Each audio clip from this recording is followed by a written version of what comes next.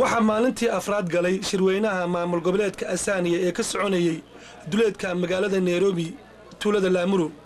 shirweynahan ayaa waxaa maanta ka soo qayb galay xubno isugu jira wasiirro iyo xildhibaano ka tirsan xukuumadda Kenya, waxayna mas'uuliyiinta ka socday waddanka Kenya imaatankooda ku fasireen inuu yahay inay muujiyaan taageerada ay u hayaan maamul goboleedka Asaaniya min madaxweyne ilaa dable. waxaana ugu horeyn hadal aad u soo jiitay orgooyinkii madasha fadhiyay ku bilowday xildhibaanad Safiya Xaaji Maxamuud. sidoo kale waxa isaguna khudbad dheer oo dhinacyo badan taamanaysa shirka ka jeediyay wasiir ku-xigeenka xanaanada xoolaha ee dalkan Kenya mudane Aadan Barre Cilmi.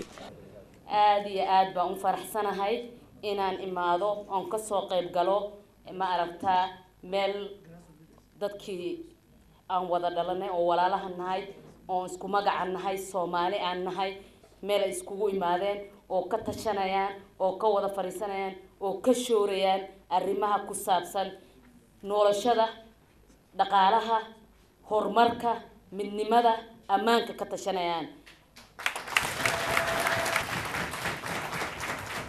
qasab bay nagu tahay ina ma aragtaa dawladdan ay to gacan la siiyo meel kasta oo la joogo Soomaali oo dhan ay raasiso.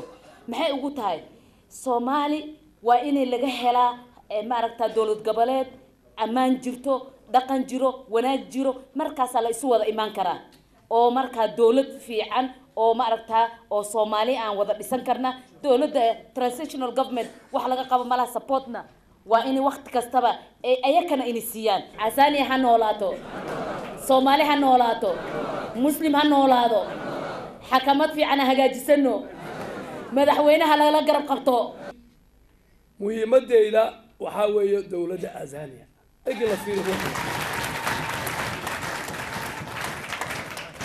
min wasiir oo waddanka Kenya oo la dhaariyay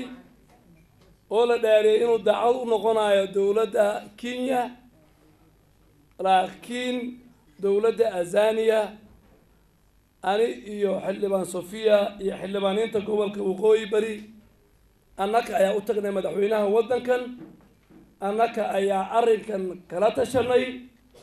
maantana waxaan rabaa inaan meesha ka sheego